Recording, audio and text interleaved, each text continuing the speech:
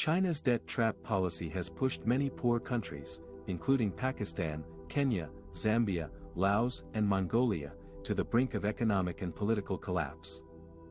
China has lent billions of dollars to these countries for infrastructure projects under its Belt and Road Initiative, a global plan to expand its influence and interests.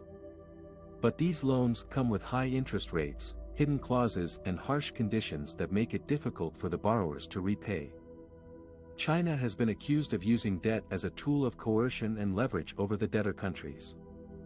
Some of these countries have been forced to hand over strategic assets, such as ports, mines and power plants, to China as collateral or repayment. Others have seen their sovereignty and policy space eroded by China's interference and demands. China has also been secretive and opaque about its lending practices, making it hard for other lenders and international institutions to help the debt-ridden countries. For example, Zambia, a landlocked country in southern Africa, has borrowed billions of dollars from China to build dams, railways and roads.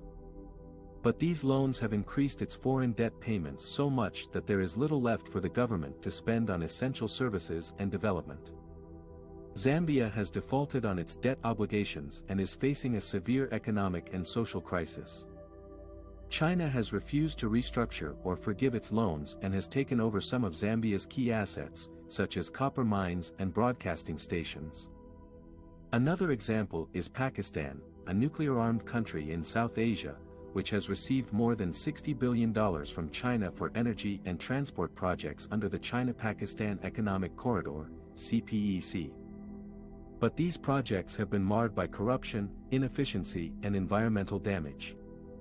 Pakistan's debt burden has soared to unsustainable levels and it has been forced to seek bailouts from the International Monetary Fund, IMF, and other sources. China has also gained access to Pakistan's strategic locations, such as the Gwadar port on the Arabian Sea, which gives it a foothold in the Indian Ocean region. Similarly, Kenya, a key ally of the United States in East Africa, has borrowed heavily from China to finance a railway line from Nairobi to Mombasa, among other projects. But the railway has failed to generate enough revenue to cover its costs and repayments. Kenya is now at risk of losing its main port in Mombasa to China if it defaults on its loans. China has also been accused of undermining Kenya's democracy and human rights by supporting authoritarian leaders and suppressing dissent. Other countries that have fallen into China's debt trap include Laos, which has ceded control of its national power grid to a Chinese company, Sri Lanka, which has leased its strategic Hambantota port to China for 99 years, Mongolia, which has mortgaged its natural resources to China, and several others in Africa, Asia, and Latin America. China's debt trap policy poses a serious threat to the stability and security of these countries and their regions. It also challenges the international order and norms that are based on transparency, accountability, and cooperation.